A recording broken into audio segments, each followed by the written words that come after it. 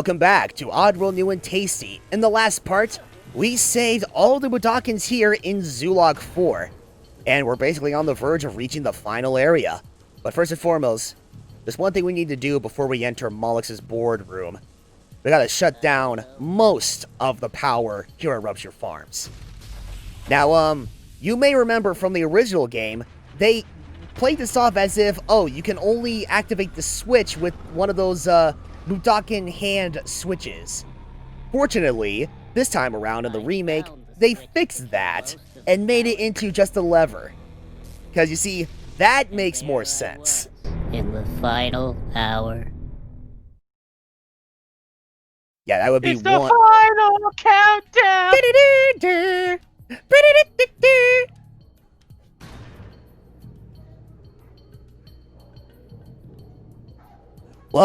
I mean, technically, you're also not wrong. There is going to be a final countdown during this, final area. So you're technically correct. When even my references become reality. It's like, my God, you are just on the ball. My God. You're on the oddball, if you will. But thank you and good night. He knows what he did. Yeah, I know exactly what I did. But it's totally the evening. I regret it, and yet I don't. I'm sorry, but not sorry. Good. Sorry. That's how it works. You just said you weren't sorry. I'm sorry, but not sorry. Sorry. Oh no, he's becoming wilt. He ordered us all killed. Yep, Mollux is pissed. Okay, so, you may recall, in the original game, you had 2 minutes to go through this entire section before the bomb explodes.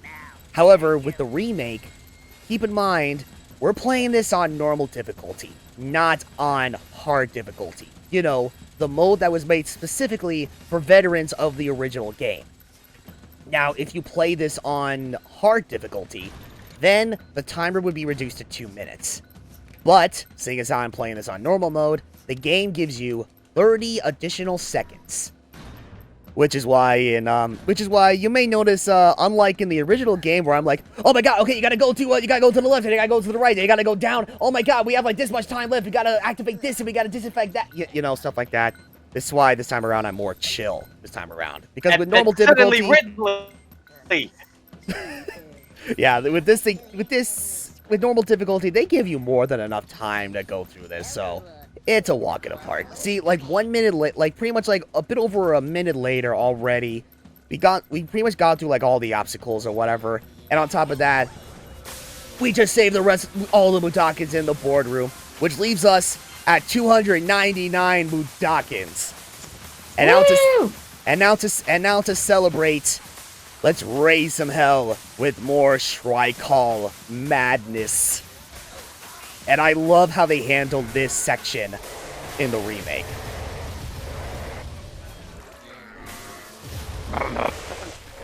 Good lord. Oh, good lord is right. Although I will say, who puts floating mines in the boardroom? You're just asking for this entire place to explode. But it means nothing to Abe. You know, just a... Ow. Fuck. What? Alright, well, and that's the we got game. rid of them all. Alright, well, this is... Yep, much like in the original game, you think you're off the hook after using your power as Shrikal to take out a couple of the slick guards and all those Gluckins in the foreground. But nope, upon pulling the lever, nope, 2 more slicks just ambush you. And now you're back to present day. And so much like in the original game, depending on how many mudokons you saved, it'll determine if you either got the good or bad ending. Didn't do much, but Abe, he's one of us. He wasn't any good. Now this is rather interesting. See, with the bad ending, they obviously they made this cutscene from the ground up, which of course is like the definitive version of the cutscene or whatever. But at the same time, though, they literally used the exact same audio from the original game. No redubbing or anything. they just retook the exact same audio you expect to hear from the original game, copy and pasted it, but instead they just used new models, new animations overall. Huh. But yeah. Yep, that was pretty much if you save less than 150 mudokons. This is what happens when you save at least 150 mudokons or more. No! My friend! Oh god, no! Oh, and for the record... for the record, we mentioned this in the original playthrough, but I'm gonna say it here. No, that is not a mudokon... that is not a Gluckin dick. Those are his hands. So yeah, just wanted to throw that out. Just wanted to throw that out there to avoid any more confusion. Yeah, you see... What if I use them for both? Well, I mean, the anatomy of a lot of these, creatures in the Oddworld universe are rather odd, so I wouldn't put it past it if that was the case.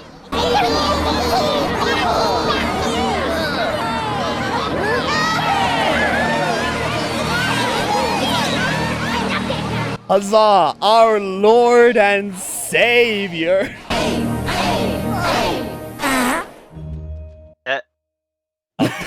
Cute.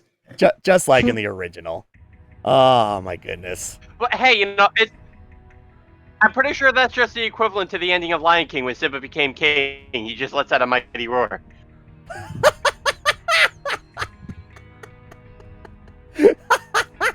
Oh yeah, that was quite the war, all right. Yeah, that's for sure.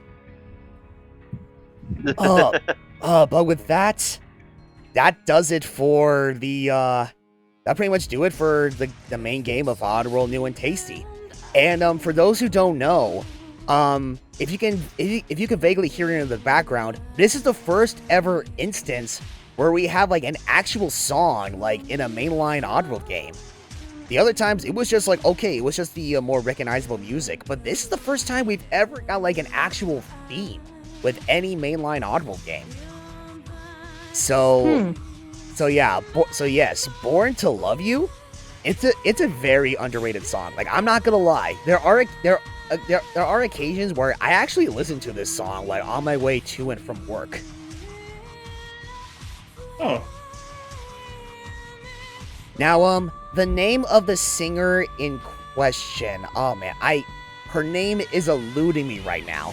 But I will say this though, this singer in particular, who sang this theme, they didn't just get this random singer for no particular reason. Oh no, this person who sang this song just so happened to be a major fan of Oddworld, and because of that, that's what gave her the opportunity to sing this song exclusively for the game. This was actually a song. Yeah, this was actually a song that this singer actually sang for like an old album of hers, but they asked her to pretty much redo this song exclusively for this game. They even have a music video that was like a professional music video that was shot just featuring her. So I was like, yeah, it's really neat. Oh, you know what? Oh, the name is just remembered. I believe it's called EOD or AOD Adams. I believe that's how you pronounce her name. That's the singer of the song Born to Love You, the theme for New and Tasty. So anyway, I guess with that having been said, after some time with looking at the Oddworld Abe's Oddysee remake, Oddworld New and Tasty, what did you guys think?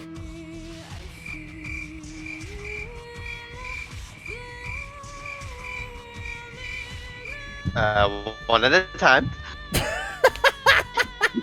Sorry, my microphone was acting up. Oh, you're good. It's like insert chirping sound effects on the background, like. No. Sorry.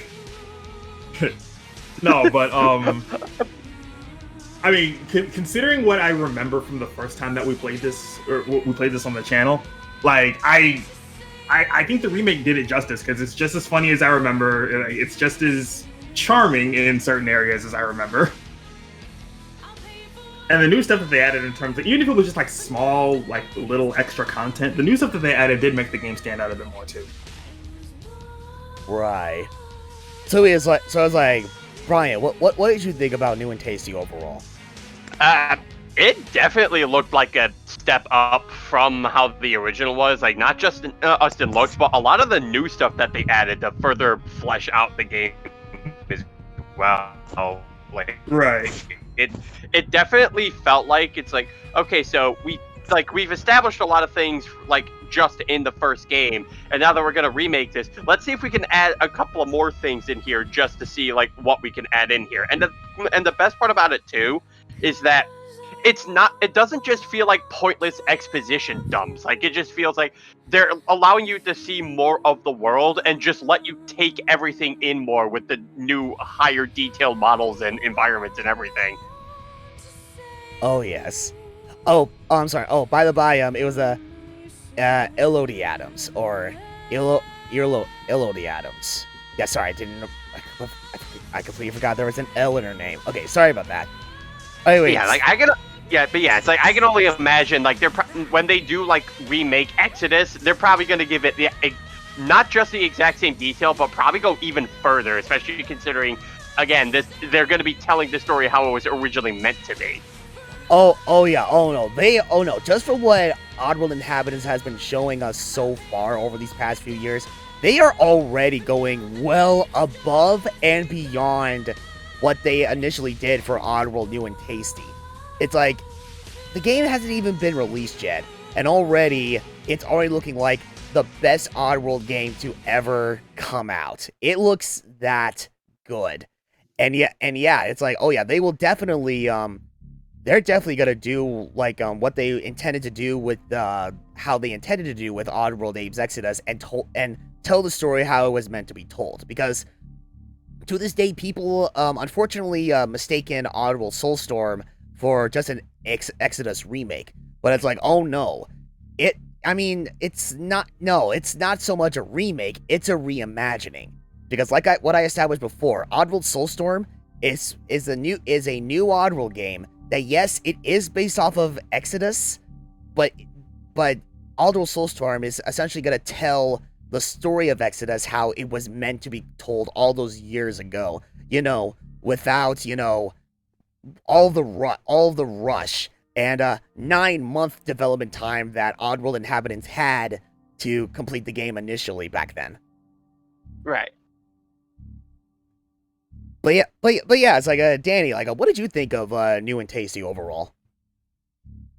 Kind of like what I was saying before, huge glow up, and again, like, I know in the original playthrough, there were some areas that just felt like it was a slog to watch. So I can't even imagine what it must be like to play. But I think because of how well everything seemed to have been optimized, like, not once in this playthrough was I bored. So that's like, So that's where it's like, and the fact that they were able to address that issue, you're good in my book. Yeah, it's like with stuff like that, I feel like, okay, obviously the original Abe's Oddysee will always be like an instant classic. I mean, for God's sake, there's a reason why, when a lot of people think of PlayStation, alongside Spyro and Crash Bandicoot, one of the other icons that they would turn to would be Abe from the Oddworld series. But it's like, oh my god, it's also another reason why they added the original Oddworld Abe's Oddysee to the PlayStation Classic, because of just how memorable of a title it was, like, during the late 90s or whatever. But yeah, so yeah, obviously the original would be a hit classic. But with all things considered, yeah, correlating to what you brought up, Danny, and how Oddworld Inhabitants and Just Had Water made this game more optimized compared to the original game, I think it's safe to say, like, Oddworld New and Tasty is the definitive way of playing through the story of Oddworld Abe's Oddysee. So, I mean, if you want to relive the classic, then by all means, check out the original Abe's Oddysee. But if you want the true experience with the story of Abe's Oddysee, I would 100% recommend Oddworld New and Tasty. They took what they already had and made it so much better and added a little bit more to it to make it a more engaging game with a very engaging story. Like, way more engaging than how it was in the original. It's just been done that well. But yes. That will do it for Oddworld New and Tasty in regards to the main story. Technically, we're not done. Like I said before, earlier in the playthrough, in this game you save 300 mudokons, much like how it was in Oddworld Abe's Exodus. We only saved 299 though. We're still missing one. So, Ourself! No. No, that's what I was thinking. You're saying Abe wasn't the 300th one? No. No. Abe is number 301. Oh. No. 301 mudokons! But yeah, no. So not including ourselves. No. There is one mudokon left. And that correlates to the first ever DLC with an Oddworld game. So join us next time when we tackle Oddworld New and Tasty's first ever DLC, Al's Escape. We'll see you guys then.